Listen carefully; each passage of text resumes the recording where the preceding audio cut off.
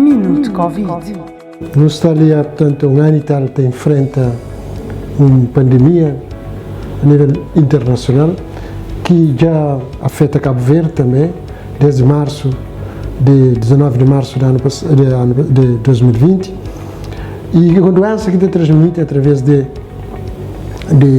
tanto fala, respiração, e canta e relação perto de homem para homem, e que já tem matado tanto mais de cerca de 3.300.000 pessoas e já afeta mais de 160 milhões de pessoas.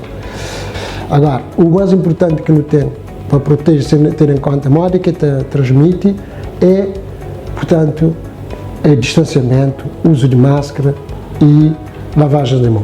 Que isso tudo depende de cada um de nós, da atitude de cada um de nós.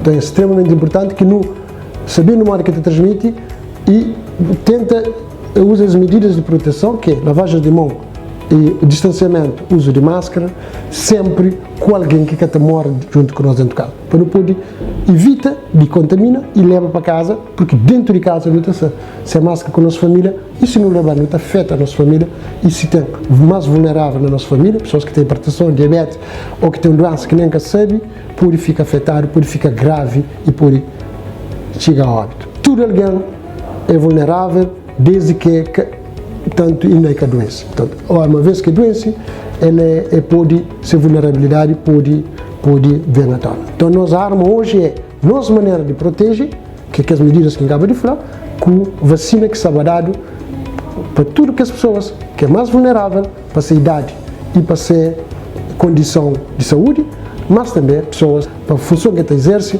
é ser exposto a contamina, porque está recebe turista, está trabalhando com turismo, etc.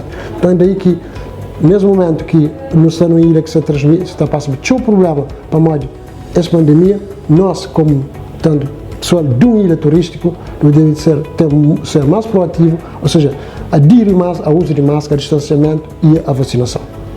Cuide de si e proteja o próximo. Com o esforço de todos, venceremos a pandemia de Covid-19.